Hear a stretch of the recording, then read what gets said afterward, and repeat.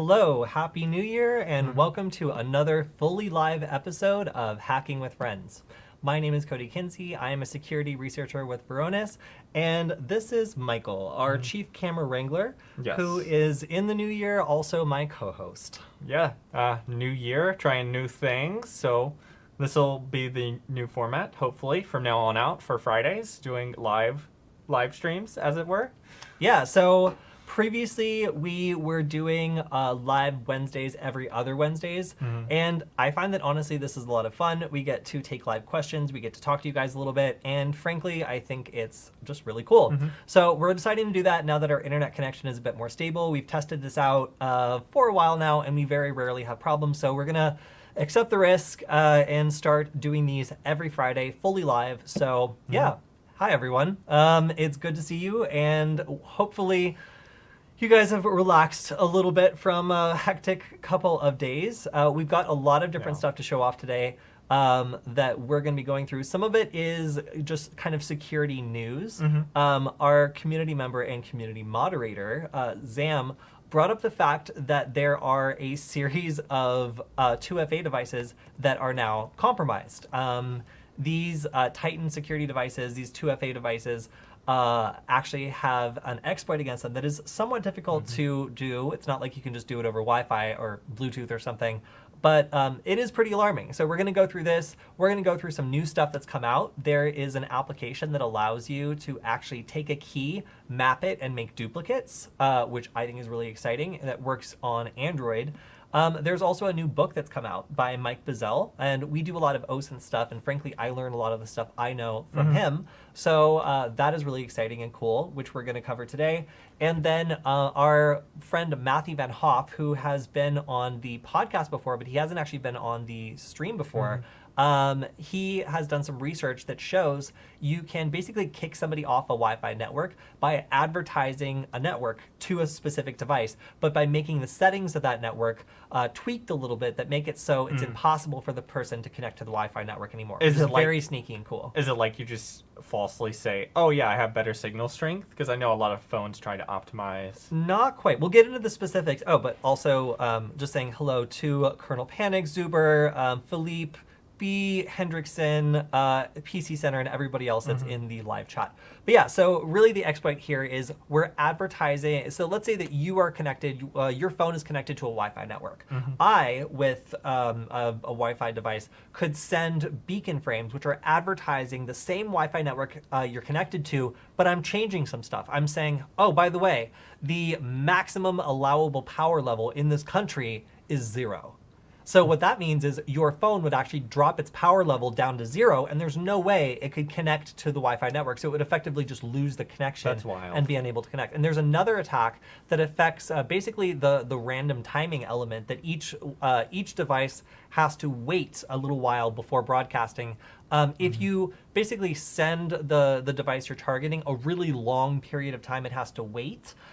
All the other devices around it will basically be able to broadcast first, and then it has to wait even longer. So what you do is basically give one device on the network the worst possible bandwidth, because it has to wait at the end of the line for all the Wi-Fi traffic that's going out. So if there's other devices on the same network around it, effectively you cause one device to just get super, super terrible bandwidth and make its internet unusable, all while just basically advertising the network it's connected to with a couple little changes to the beacon frames that are explaining the specifications of the network. It's really cool. So in some ways, it's sort of similar to the live stream we did on Evil Limiter, but doing that to Wi-Fi. Sort of, yeah. So like, so Evil Limiter was a tool, and by the way, Carter, yes, this is what we're doing today. We're going to go through a bunch of different stuff.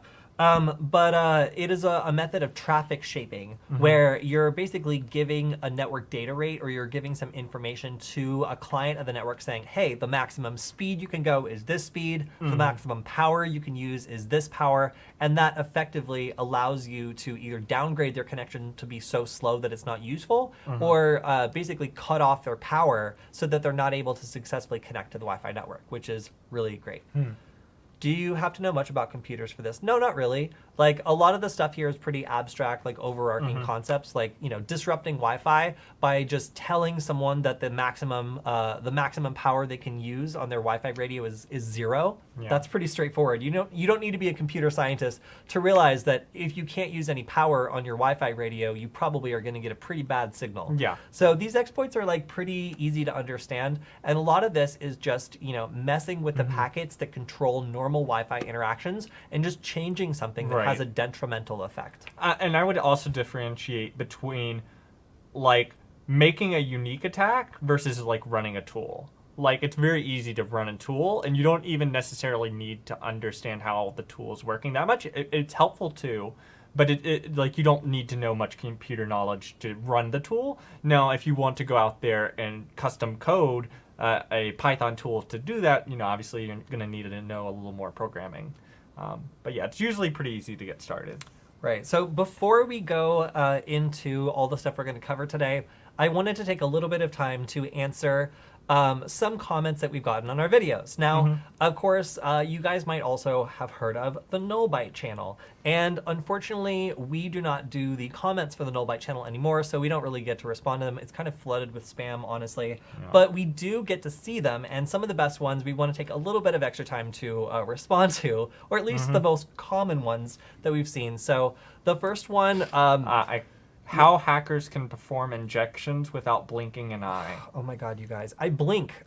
I do blink sometimes. Look, I'm blinking now. As an eyewitness, I can confirm he does not blink. That's such a bad pun. Yeah, so yeah, the one thing that's followed me out of the Nullbyte channel is that when I'm like when I'm trying to like get all the technical details of like the presentation right, I forget to blink sometimes, and for some reason that is now a huge meme. So how hackers can perform injections without blinking an eye. Nice one, guy. Love it. All right, what's the next one? Oh, did you? Oh, okay. The next one is... Tell YouTube to kiss off. I hate how they rule what they want. So we actually had another video on Nullbyte actually have a warning. And this one was not... Usually they're reversed, and then the channel's free and clear, but this one actually wasn't reversed. So there was a video, I think it was in like August or something, that was flagged. The Nullbyte channel now has one official, I think like a strike, which is crazy. So, that channel is 2 videos away from having all its content taken down. It's very nerve-wracking for us as security presenters on the Nullbyte channel, covering some of the more in-depth stuff, just being worried about, having the entire channel taken down, losing all those subscribers. It's really nerve-wracking. So we feel the same way. It's very frustrating to try to teach people about cybersecurity and have like YouTube misinterpret it. But on the Security Forward channel, obviously, like we're much more community-based. We don't go as far into the stuff where we're like actually like running like Black Eye or some of the other tools that have like gotten us in trouble. So so it's frustrating, but we found ways to work with it. Some people also don't like the fact that we have to like post previews of our videos if it's a really spicy topic, and then move the bulk of it onto another service. But hey, like YouTube just doesn't understand the difference between like free cybersecurity education and people trying to teach how to hack into your ex-girlfriend's account. So that's something we do. And as a side note, we do know that other platforms exist.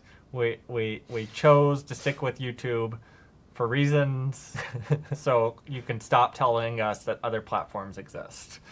Yeah, we know. Yeah. So also another thing is we've had some people come in real hot on trying to get us to move to library or some other stuff. Yeah, and like frankly, we have no control over that. Like Wonder How To is a company that owns Nullbyte. They're the ones that own the content. We don't own it, so we can't tell them where to put it. They don't care about that stuff, and they're not really interested in listening to us when it comes to that sort of stuff. So while we agree with you in some cases, we just frankly don't have the ability to. Yeah. So you want the next one? Yes, please. Okay. I hack and connect to my neighbor Wi-Fi, but how to get access to his system using and mobile or Linux, Kali. Okay. Any idea? Will you guys please stop confessing to crimes in public spaces? It stresses me out so badly. So one of the reasons why we get flagged by YouTube is because people like commit low-level crimes and then report them to us in the comments. So if you're going to use this for the wrong reasons, please don't state it under the video that you did so, and then make it look like we're just advising criminals. And by the way, KS, this is live as of 8/1/21.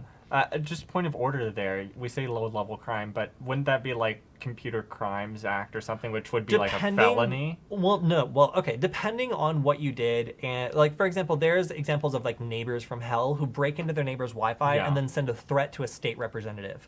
That is like, you will get in lots and lots and lots Mm-hmm. of trouble. There's also just accessing your neighbor's Wi-Fi if that person perceived it as the threat, or let's say that somebody else did something bad to them and they were paranoid, found that you had accessed their stuff, Mm-hmm. and then thought that you were the one responsible for it. You have no idea how this person's going to react. They Mm-hmm. could think this is a real serious big deal crime, and that like maybe there's some sort of reason to prosecute you for it, and then Mm-hmm. if you were prosecuted to the full extent of the law, yes, it could be a felony. So just please don't confess to felonies, guys, in our comments. Like Yeah. we try real hard to keep things. Pro tip there. Yeah. $0 advice. Okay, did you want to get to the next one? Yeah, let's do it. Okay. Does that stand for Portland Community College? I'm a student. How do I join the CS Club? Hey, so PCC is a great school. I used to go there. I'm on pause for a little bit because of coronavirus and also the fact I don't live in Pasadena anymore. But if you go to Pasadena City College, highly recommend you check out the Computer Science Club there, although the current leadership is currently gaining experience. I'll say that.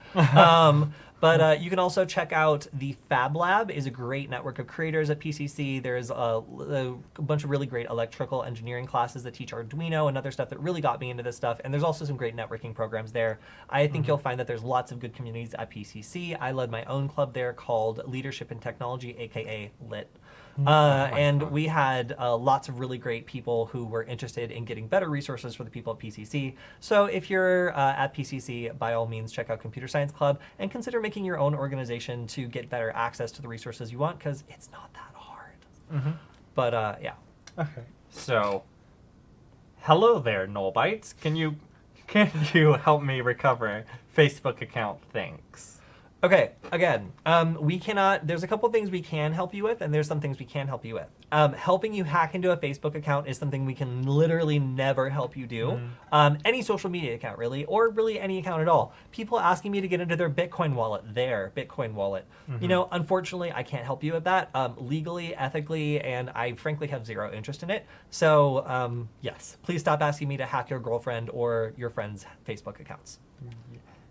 Well, also Buscator is no longer available on Intel Techniques. What to do? Yes. So Buscator OS was a really good operating system for OSINT, which was unfortunately taken down. So a lot of people are now looking for a bootlegged version of this operating system, and I do not recommend that. There are already some versions that I've seen that have been backdoored or have other like malicious stuff put in them. So now that the official source for Buscator OS is no longer supported, I really don't recommend using this operating system anymore. It's unfortunate, but I understand that Mike Bizzell didn't want to continually support like an operating system. So unfortunately, like, it's down now. A lot of people ask me about this all the time, but do not download some whack version of Buscator OS from some random source. I mean, if you want a random virus, unless you want a virus. then definitely download it from random websites online. Thank you for the love for my German Ist das System relevant sticker. My friend Stefan gave me a bunch of very stern, like Linuxy, hacker stickers from C3, and it makes people think that I'm from Germany. It's great. Okay, we got 2 more of these, and then we'll be done with them. Fun video, but never practical. There would never be someone with SSH server installed with no IT knowledge. Okay, I have to say this. So we made a video called How to Haunt a Computer for Halloween over SSH. And we just showed some wacky ways where if you had an SSH connection, you would be able to make some spooky stuff happen on the computer. And we get people be like, this guide isn't practical enough. Like, okay, I'm sorry. Like, this is just like goofing around on a computer. Like, admittedly, like, this doesn't have a lot of like no, you could cause a person who's not very like IT savvy to think their computer was like glitching out or crazy. And admittedly, also, there's tons of computers that have SSH connections open that people don't know about because they either come that way by default. Actually, our Starlink router that's what I was about has to an say. SSH connection open by default. Okay. So like you can say that, but like the truth is, tons of people run software on the computer they don't understand, and tons of people don't change the default stuff that's on whatever thing they've set up, or they set it up partway and then forget about it. So Contrary to this wise YouTuber's comment, I think this actually does happen a lot. And while I admit this guide isn't super practical, it's just very funny when we have people who get upset about our videos coming to them with the expectations of like, spooky haunting over SSH is going to be like the most practical guide they've read all day. Yeah, not to harp on that point too much, but I do think this person is overly optimistic because, like you said, Starlink is branded towards people in rural America, and it comes with default SSH on it. Like Kody said, there's tons of other devices, and also even besides that, you're telling me that you know exactly 100% of the time that no one has ever touched your computer and never enabled SSH on it. Like, I'm just saying. Weird. Okay, so also in the chat, there's one guy that's spamming asking about bug bounty web application. I don't know anything about that. Sorry. I'm also kind of purposely ignore that because you're spamming and it's annoying. But I will say that our good friend Zuber looks like they're having problems with their Pi and wireless network adapter, both of which failed. And he couldn't see the Pi because they're using a Mac. And when I use a wireless network adapter, it says there's 0 client connected. Frankly, I don't know what operating system you're trying to put on the Raspberry Pi, but my guess would be your wireless network adapter drivers are messed up or otherwise misconfigured or not installed properly. So my advice would be reinstall your operating system or switch to a different operating system if you're having a ton of trouble with it. I find that some wireless network adapters just work better in Ubuntu versus Raspbian versus Kali. So I would try that out first, and then if you're still having trouble, then you might have a Raspberry Pi that has a bad wireless card. I have a couple Raspberry Pis that the wireless card just doesn't show up properly or doesn't interface properly, so it could be a hardware issue too. Yeah, I was going to say, if the native wireless adapter isn't showing up, then that might be a return to whoever you bought the Pi from. Yep. And I think that was that all the comments we had? No, there was one more. Oh, there's one more. Okay. You started on... yeah, sorry. Yeah. I can read it. All right, how to dismantle security cameras and what I do if I fall off the roof. I just wanted to include this because this was my favorite comment that we've gotten on Nullbyte in the last month. I can't respond to it, obviously, but I just like that this guy just has gusto. Wi-Fi deauthor. Yeah, that is my only comment. Yeah, we were teaching how to like disconnect a Wi-Fi security camera, but this guy went big and was like, no, I don't want to kick it off the network. I want to physically dismantle it into pieces. And what happens if I fall off the roof? So I'll try to work on another guide because it seems like we haven't covered everything this guide wants to learn. I think, never mind. I'm not going to go down that rabbit hole. There are interesting attacks you could try, though. Kody, you good with Arduinos? I've been trying this camera project with ESP32 boards. I have bought 3 of them separately. They all brown out. Ugh, yeah, no. So the power... is that like the power adapter you're using? Are you using... Probably power adapter stuff, but like it's very frustrating to work with ESP32 sometimes. I find that the ESP32 camera modules that are like all in one tend to work pretty stably, and then the USB Type-C ones that are kind of cheap, provided you don't need high resolution, work pretty well. If you're just plugging stuff into like a camera and stuff, then frankly, like I find that sometimes you will experience problems like that. But the ESP32 cam that has a USB connector, or the there's a manufacturer I'm totally forgetting about now that makes ESP32 cameras that are really good. But there's a couple different manufacturers you can go to that make really good versions of the ESP32 camera if you're having problems with brownouts. But first check your power. Okay. Someone was saying that something is up with YouTube. Zam and a bunch of other people are waiting on a different link. I'll investigate that. Interesting. Well, that's confusing. But anyway, what I'm going to do is switch over to the different stuff that we're going to discuss today.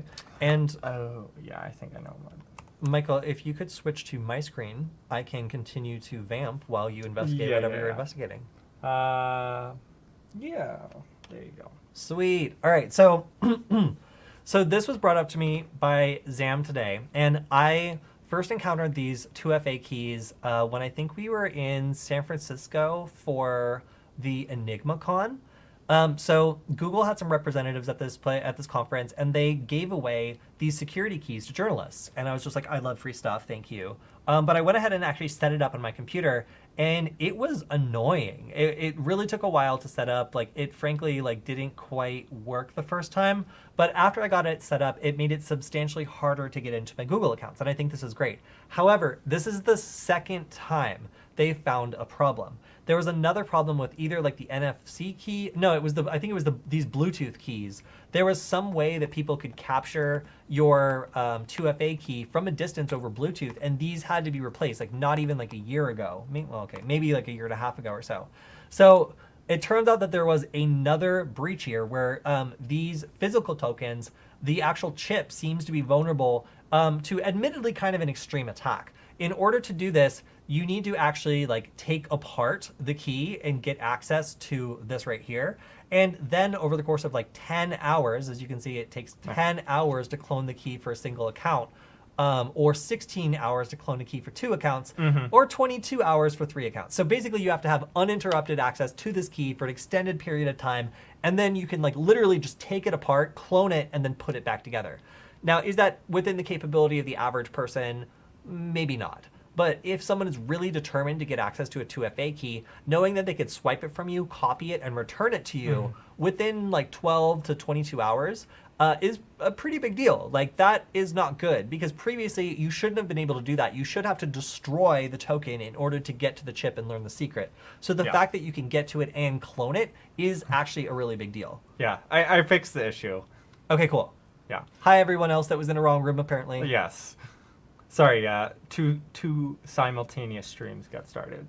Wow. Okay. Or, well, sort of, yeah.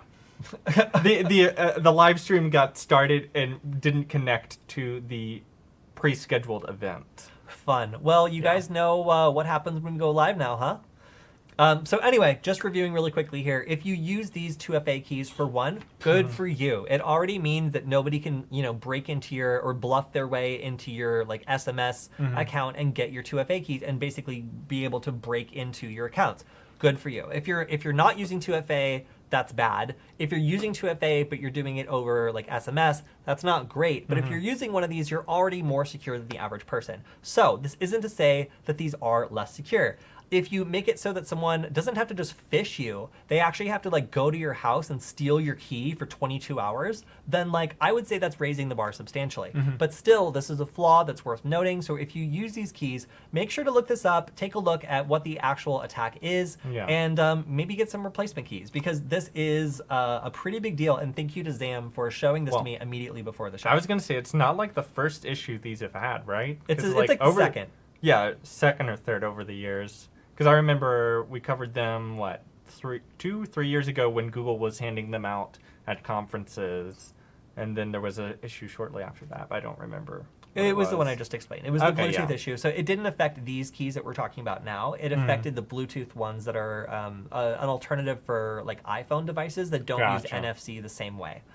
So basically the way these work is if you have like an iOS device, you got to use one of these Bluetooth ones.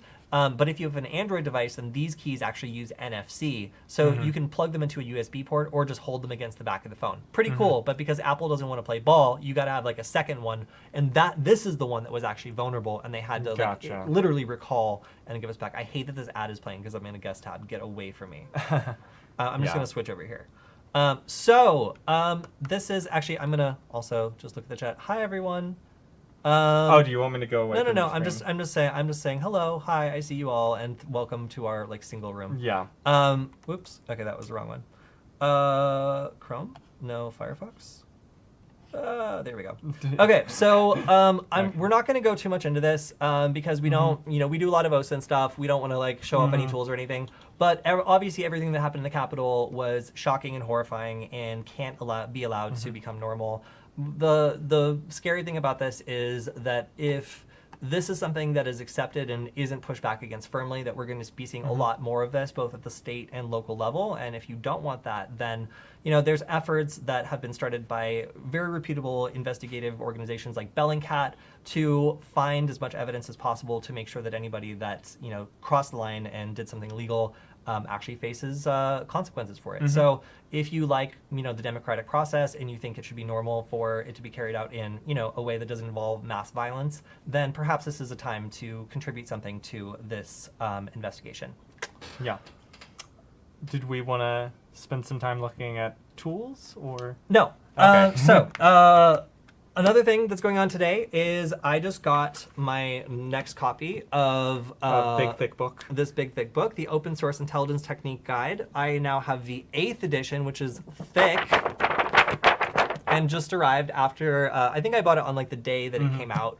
So I'm really excited about this. It has a updated list of lots of new OSINT tools. Frankly, I base a lot of my OSINT trainings on things I learned from this book. I can't possibly hope to cover all the stuff in this book because this guy like spends tons of time learning about new tools. Although I will say, if you want to check out a really, really great resource, check out the podcast, because Mike does a lot of really, really good very informative podcasts that explain to you like what new tools are out there, how they're being used, privacy and security information in the news, and like what it means for you. So if you're somebody that's interested in OSINT, privacy, all that stuff, then this is a great resource. And this book is excellent. So I am a little bit bummed out that Buscator is no longer supported, and this has been changed out for like a rather longish list of steps to make your own like virtual machine.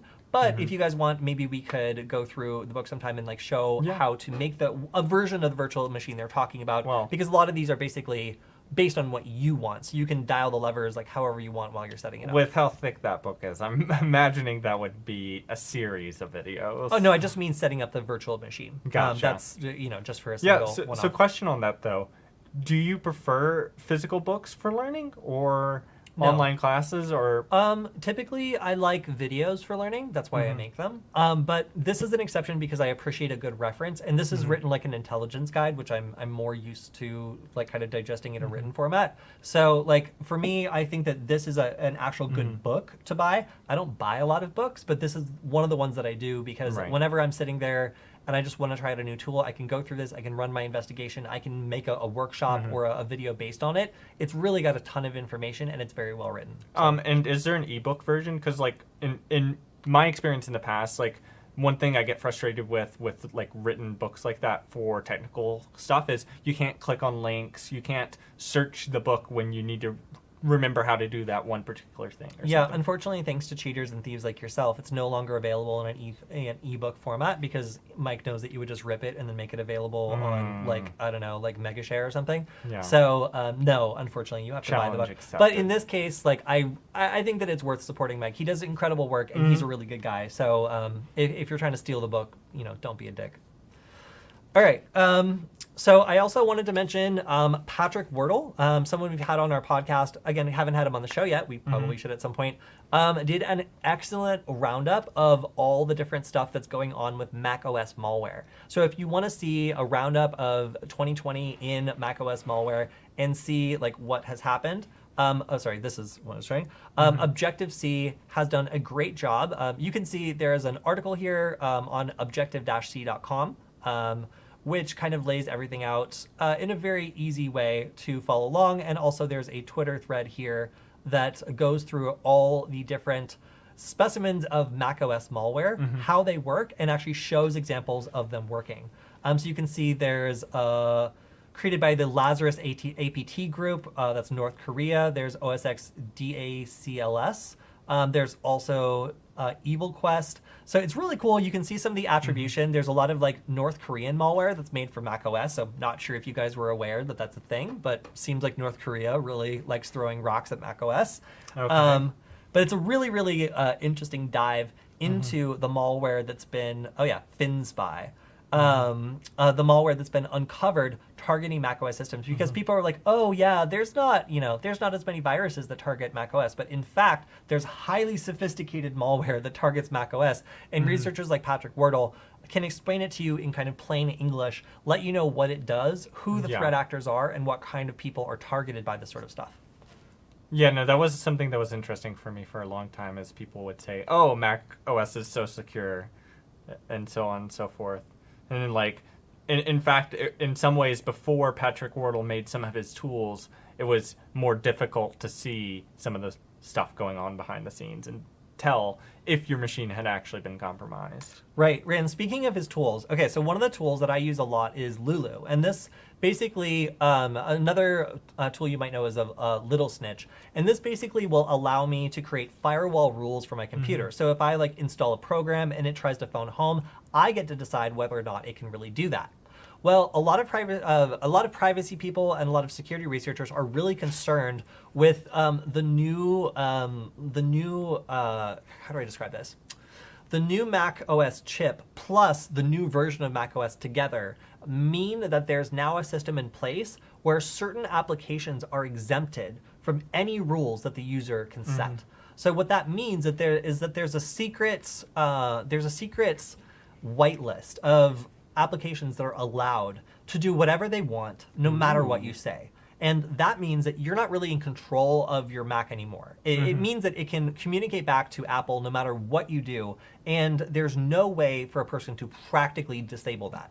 That has never been the case before. It's always been the case that you were able to even block like system communications that were trying to go out. But now with these changes, it means that even malware actors can abuse this to make it impossible for you to detect or block malicious communication. So I'm not happy about this at all. How difficult would it be for malware to impersonate one of those trusted apps? You are literally looking at an example. So Patrick Wardle found malware that is already doing this. Gotcha. So it is trivial. And according to Patrick Wardle. So at least doable, but yeah. Trivial. Okay. Yeah, like if Patrick Wardle says it's trivial, then it means it is not hard. So by the new now confirmed security and privacy risks of the blah, blah, blah. Yeah, so Patrick was able to demonstrate like that you can do bad stuff on this like almost immediately. And here's him exfiltrating secrets from the macOS system with the firewall in place. And what he's doing is he's using a Python program to basically masquerade as a macOS protected, whitelisted thing. And none of the security on the computer is able to detect or stop the communication. That's wild. Pretty lame. And so that's all on the newest like M1 MacBooks? Right. So the new M1 MacBooks make it impossible for you to opt out of this. So just know at this point, your computer could be sending telemetry back to Apple, basically to anybody, and you do not have control over that anymore. And there's no way to disable that. Not anymore. So, that's something interesting is like the notion of, well, I bought this computer. Shouldn't I be able to do anything I want to with it because it's my property now? Like, shouldn't I be able to disable stuff like that if I so chose? Yes. It really kind of feels like if it's your computer and you paid for it, you should be able to control whether or not a system is phoning home. But apparently Apple doesn't feel that way. So I really, really, really, really, really, really unequivocally don't like this. And I don't have much to say in its defense because I think it's a pretty stupid measure. And I feel like most people feel the same way. Interesting. So if you want to see more on this, you can, of course, check out Objective-C. That is Patrick Wardle's website that has, again, the description of all the different malware that he's found in 2020, all the different tools that he provides for macOS systems that allow you... those are just some great, like, picks. I have to say that like Patrick has like great branding and all of his like logos are like very memorable. But I want to know who his artist is so I can hire them. He also has a great library of malware samples. If you wanted to see what these look like, there's like a lot of them. If you guys thought that there wasn't a lot of macOS malware, check this stuff out. But more importantly, you can always check out his free security tools. They're free. They're free, you guys. And these do things like this is basically like an open source version of Little Snitch. Task Explorer lets you see if there's anything suspicious running on your system that like maybe it was launched from somewhere that's not signed. Yeah. Like there's lots of things you can do to see if registry keys have been installed or like if there's something on your system that is rapidly encrypting things. This program will trip. I actually use this. So yeah, there's lots. Oh, and then Oversight allows you to see if your device's microphone has been activated without your knowledge. So these are all really, really good things to have running on your system. Although some of those do create a lot of false positives, like Oversight, if you're a video production person, like it pops up so often that I kind of ignore it now. Would you rather not know if your like, microphone just started recording in the middle of the night? Yeah, obviously I would want to know that, right? Right. Okay, so next on, let's just talk about this real quick. This is my shower computer. Oh, God. Yeah. What So have y'all started? I've been getting a lot of attention for my shower computer. It's basically a hideously rigged projector with a waterproof keyboard. Let me just say first and foremost, it is not useful and I don't recommend it, but I wanted to show this off. There's no reason other than I'm just flexing on you guys because I'm almost 100% sure that you do not have a shower computer. Let's move on. You're just like, yes, my friends got me a projector for Christmas. Let me flex for a mere moment. Just a second. Okay. Yeah. Anything pressing from the chat, by the way? No, they're just Okay. commenting on how Mac's going to make tons of money and still destroy your privacy. Oh my god, it blows my mind. So the fact that like these people haven't really had much of a reaction to all of this, like, is really, really crazy to me. Your computer could be reporting back every place you're at, every time you connect to a Wi-Fi network, every program you run. Like if you're running Tor on this network connection, and macOS reports it back to Apple and ties those things together. What? That's something I hadn't considered because a lot of InfoSec people do use Macs and stuff. Could this be a way to de-anonymize things like Tor? Yes.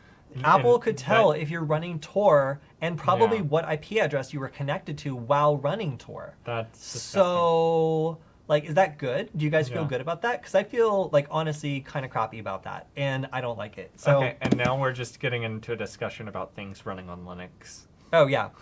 You know? Another German Linux sticker I haven't put up yet is just, with Linux, this would not have happened. Nice. All right, so let's talk about this Android application. So, Michael, did you see this? The one that decodes. I feel like there are multiple versions of this because I remember watching a DEF CON talk several years ago. The proof of concept was never released.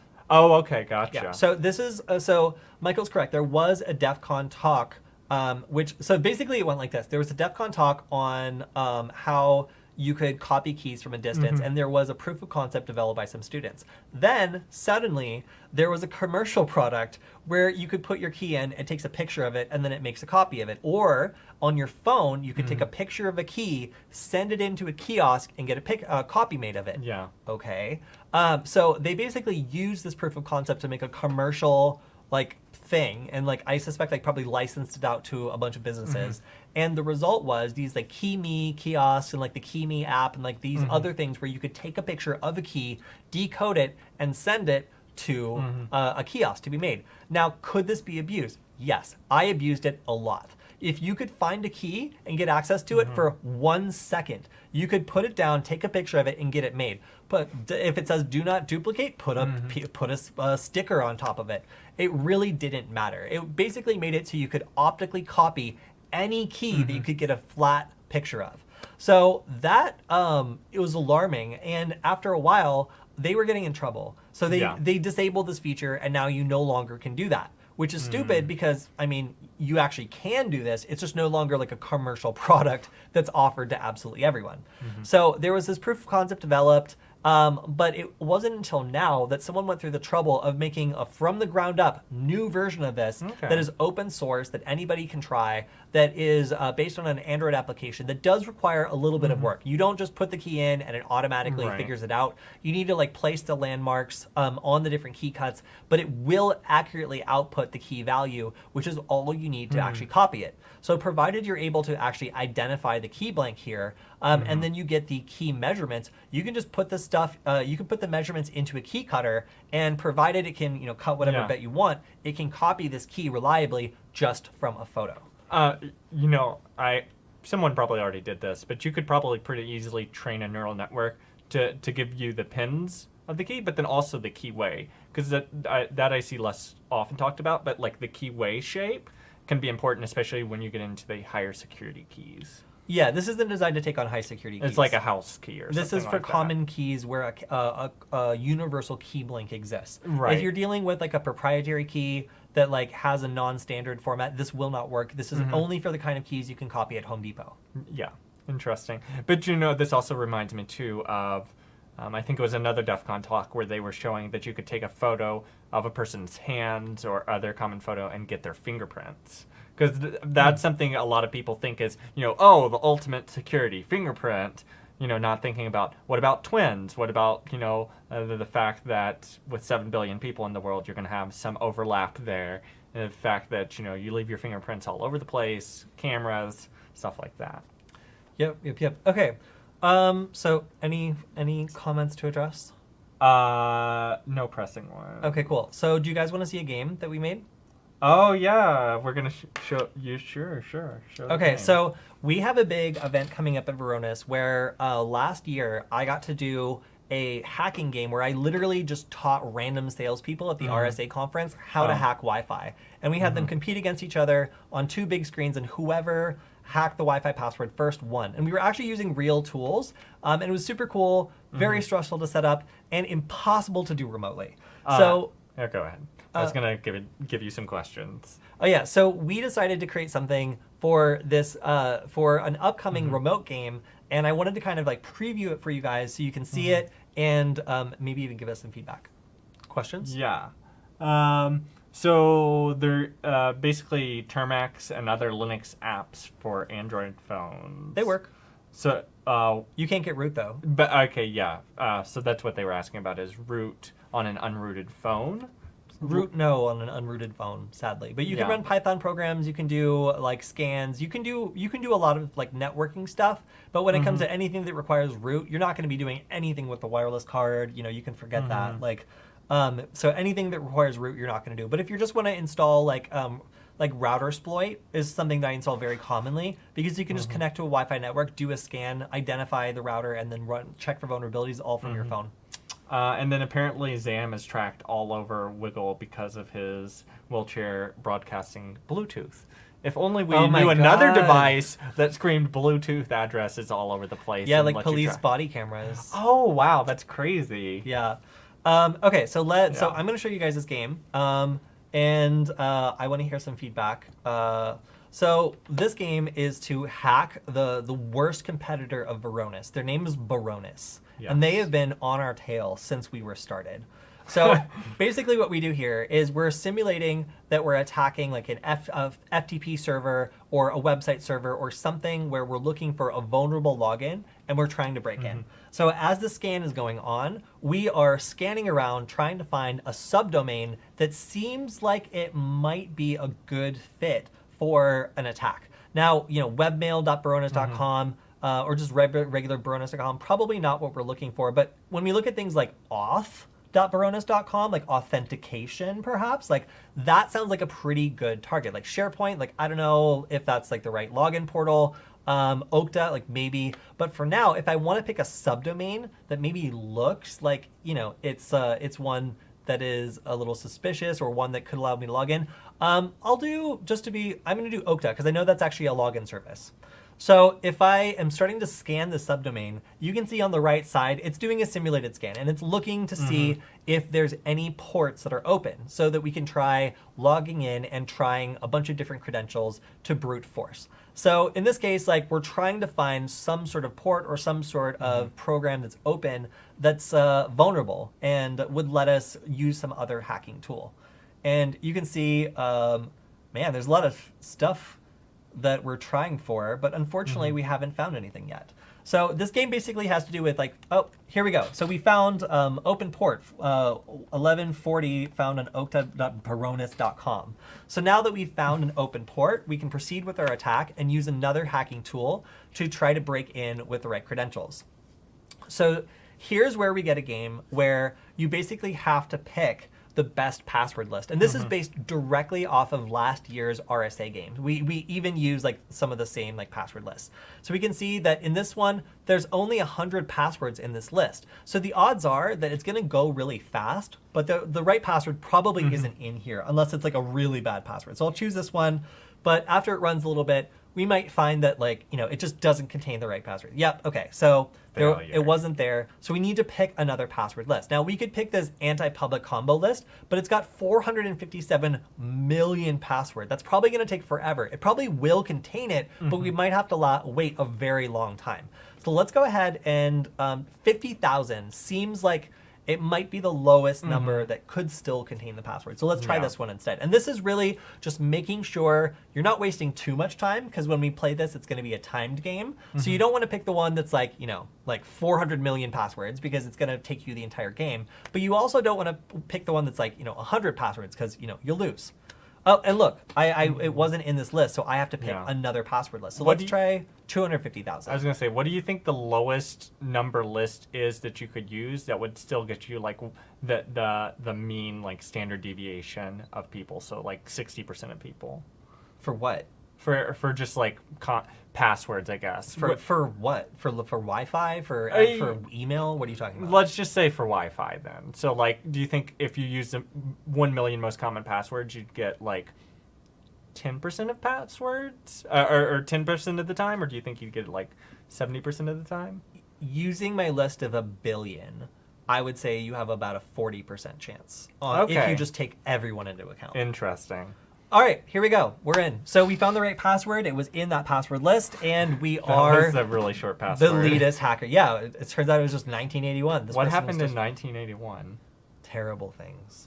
That wasn't like the moon year or anything. I have no idea. But yeah, either way. So you guys can see a little bit of the game that we've been working on just to show people like how like brute forcing an account works. First you have to find it, then you have to pick a good password list, and it's really not that difficult. And this is based off the Wi-Fi hacking game we did last time. We just changed it a little bit to be more about hacking a website. So see if you can get a good fast score on it. We're going to be updating a bit, I believe, but yeah, I'm happy with how it came out because I thought it was really cool. Yeah.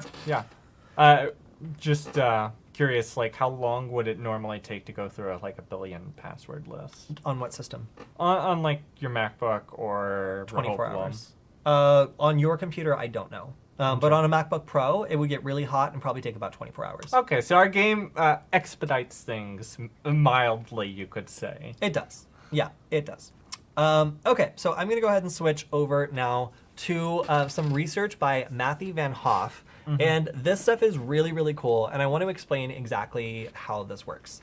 So Matthew Van Hoff has been doing Wi-Fi research for a very long time, looking for interesting vulnerabilities, and he found one in beacon frames, which are the packets that go out sometimes like hundreds of times a second that basically advertise the properties of an access point, a Wi-Fi network. So what you see on your phone when you scan for Wi-Fi networks is basically a list of all the beacons that have been received and what they say. So it'll say, you know, the channel the network is on, the signal strength, it'll say the network name and the type of security and a lot of other information as well. Now, if I'm a malicious attacker, what I can apparently do is two things that I did not know were possible.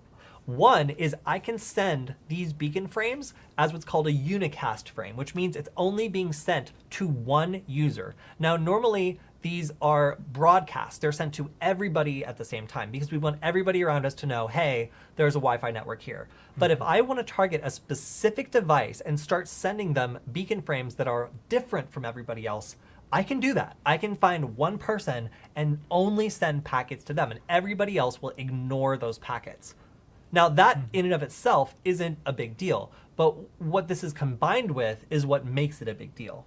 Now, once I target a specific device on the network, I can send them a version of this network information that they're currently connected to that makes it impossible to use the Wi-Fi network. So this is kind of like a deauthentication attack, only we're not using deauthentication frames. We're disabling the network in two important ways. So one of the ways that Matthew found we can disable a network is by basically telling the device that the default power is 0. So that means that they will power down their Wi-Fi radio to basically the lowest level possible, and they will no longer have the signal strength to even connect to the Wi-Fi network. And why does that packet even exist? Like, why would you want to tell? What do you mean? So zero so in a normal broadcast packet, there is a range between 0 to whatever to some maximum value, and depending on what country you're in, it will have a local law that says what the maximum signal strength is. And wireless devices sold in that country will say, hey, the maximum signal strength you can broadcast at is this number. Now, for whatever reason, it is possible to set these all the way down to 0 in some cases. And there are some legitimate reasons for that, like edge cases. So they didn't disable this or set a minimum. And because there's no minimum set, you can, in some cases, set it either almost like so low that it's very, very poor connection, or all the way to 0 so that the connection is basically impossible because the device is basically being told by the network, you do not have permission to broadcast any higher than at 0 power level. So it's just like, well, okay. Yeah, because I had always thought that was hard programmed into the chip itself. No, it can't be, because depending, if you were to travel to another country with a different law, then your device would be illegal to operate there. Interesting. So Wi-Fi devices will listen to what the network says is possible, and they can only do what the network says. So if I say, if my network says, hey, I only accept the slowest data rate, any device connected is going to be like, well, crap, okay, I guess I can only use the slowest data rate, because theoretically, what the router is saying is this access point only supports these things. And if it's telling your device, okay, this router only supports the lowest power level, the hardware has to believe it, because it has it doesn't know what to do if it's lying. Yeah, because I've heard of this being used kind of in the opposite direction as far as power level, where it's like illegal to operate at higher power levels, but you could just tell it, hey, I'm in Japan where a higher power level is okay. Right. I can do this now. Right. A common workaround for setting the power level of a wireless device to an illegal level is just to set your country to like Ghana or like Colombia or something, or somewhere that doesn't have like any sort of regulation on the strength of like wireless devices, and then that basically unlocks the hardware to being able to use its true range. So this is all like what's interesting here is the limitation is in software, not hardware. So we're sending packets that are just forbidding the cell phone or laptop or whatever it is we're targeting from using an appropriate power level to connect to Wi-Fi. And again, this is a beacon frame, so it's unauthenticated. Anybody can send it, and it's very easy to do. And does like 802.11w or any other like modern standard fix this at all? Or there's a fix in progress, but as far as I can see, it's not currently implemented, and this attack works against most devices.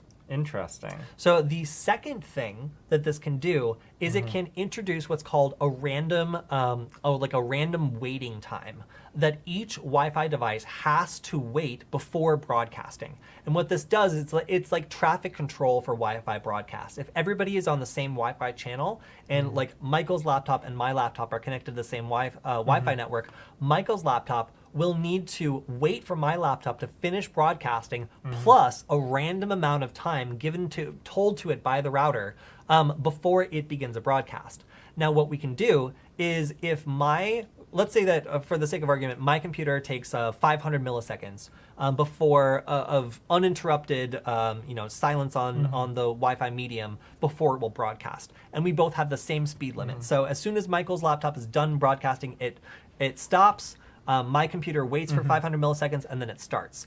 And we both are using the same time. What if I sent a message to Michael's computer that said, hey, now you have to wait 5 seconds before broadcasting?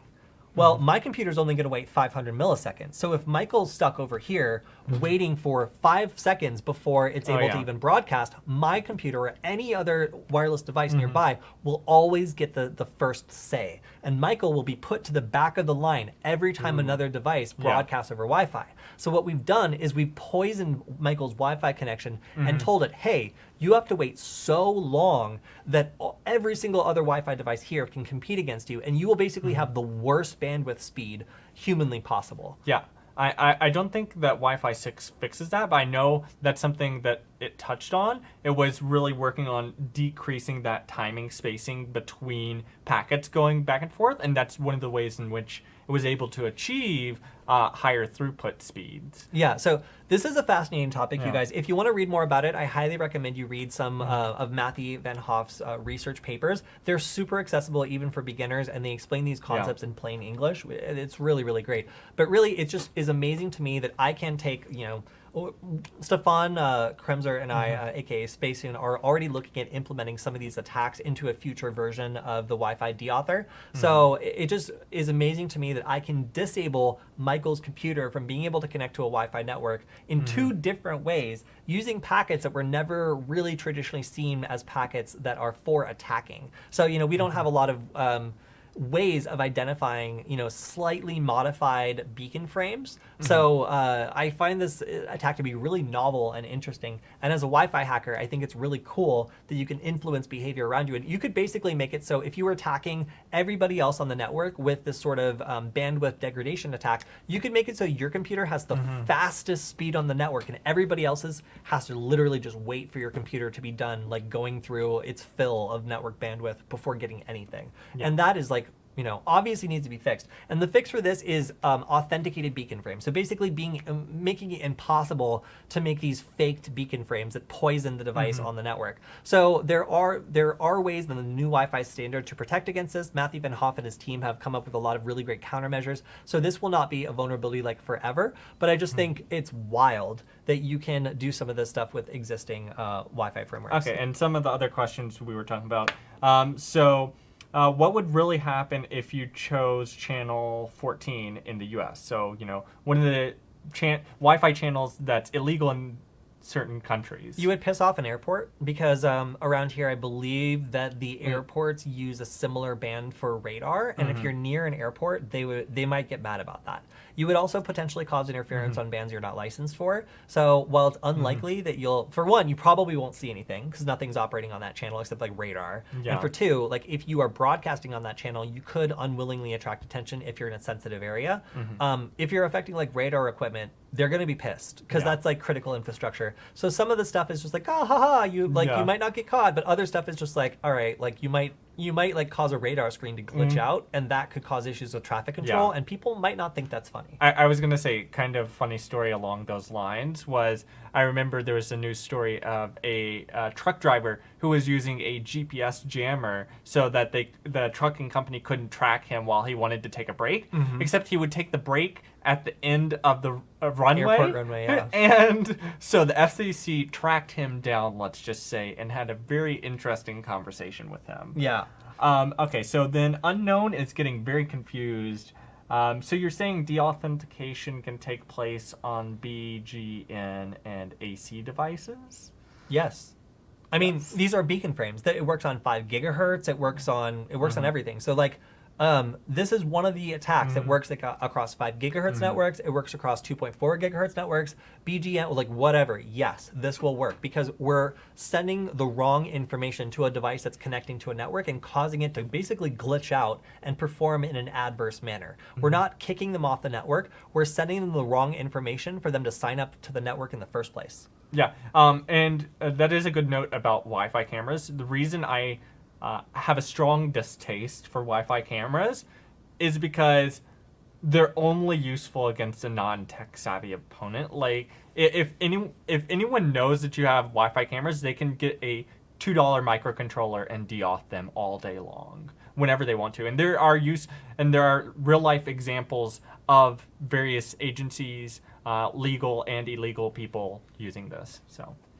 All right, so the last thing I wanted to go through as an announcement, which is really exciting for people who are interested in like Wi-Fi hacking on microcontrollers, is the ESP32S3.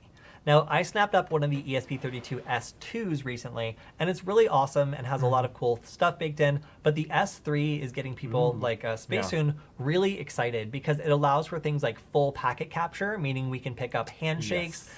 Stefan also has done some engineering, or maybe the reverse of that, on the firmware to make it possible to do some of the same things you can do on the ESP8266 while getting the added benefit of native USB support. Now, this is also a powerhouse and has a lot of the power that the old version of the ESP32 had, but also brings the native USB support that was missing before. So if you have a project that requires native USB support, this is something that has it, as well as acceleration. Yeah, what Wi-Fi. does that even mean? It means that it's able to support basic neural networks for things like facial recognition and other sorts of applications that require like AI-assisted stuff. So you could make like a license plate reader out of this relatively easily using a lightweight neural network. Yes. Sorry, to clarify, I was asking, like, does that mean they have like one little core in their chip or they have like a full like dedicated thing? But that's beside the point. Yes. So Wi-Fi and Bluetooth LE 5.0 wireless connectivity. I have peripherals, security baked in for, I believe, RSA-based secure boot. Mature software support. Really, a lot of people are quite excited about this. So be on the lookout for boards coming out with this. If you're interested in this sort of stuff, you're going to find that these are eventually going to start replacing the ESP8266. And I think that's a good thing. There's a lot of unexplored territory with these boards. I think they're cool and great, and I can't wait to work on some stuff with Stefan, implementing some of the previously mentioned Wi-Fi attacks on a platform like this. My goal would be to have this act as like a wireless signals intelligence and attack platform. So if that's what you're interested in, then stay tuned, because this chip will probably be the new platform that Stefan and I are working with in the future. Interesting. Yeah. Okay, so we're done on your screen then? Yeah, let's go back to the, let's go back to the chat window. I was going to say, we are basically out of time. Yeah, do you guys like the new format where we just hang out and show you guys all the best stuff we've seen all week? And also answer your questions? Because we do. It's easy and it's fun, and we get to say hi. Yeah, so what we would be looking at going forward is the Tuesday live streams would be the same as last year. A sort of pre-recorded video that's more focused on topic on a particular tool or style of attack, and then these live streams would be a little less formal. You'll hear asking questions, we explore news, we look at tools on Kitsploit and GitHub, and maybe trying them out live is a little sketchy sometimes, but we'll try. Always. Yeah, and also to the guy that says I'm not a hacker in the chat, you're right. I don't know anything about computers. Thank you, Zam. We I don't were know looking for a anything title. about computers. Zam just proposed hack and chill. You and Zam have some HR-worthy suggestions for these. Yes. Besides, I've already bought hackingwithfriends.com, so I mean, come on. Well, I mean, that's already the Yeah. All right, everyone. I think that's all we have for today. We're actually going to go and run off and record the next live stream that we're going to be premiering on Tuesday, which we're doing with James again. You guys remember James from earlier this week? Well, we heard that you guys wanted a guide on Cubes OS and all the cool stuff you can do. So we're going to go hang out with Howdy Burgers over the next hour or two and record you guys a new live stream, which will be premiering on Tuesday. So have a good weekend, everyone. We will see you on Tuesday. If you got any Cubes OS questions, feel free to store them up so we can answer them on Tuesday. And yeah, join us there, where James will be also hopefully premiering with us, so you'll be able to have him answer some questions in the chat too. Hack and mac and cheese. Okay. You know, you got a winner. You got a winner. When you see a winner, you know it. Thank you. Okay, and then now Josie is asking a room full of hackers to hack me. We all know how this goes, guys. All right, so we'll see you next time. Please stop asking a group of hackers to hack your account, and have a good weekend. Bye. Bye.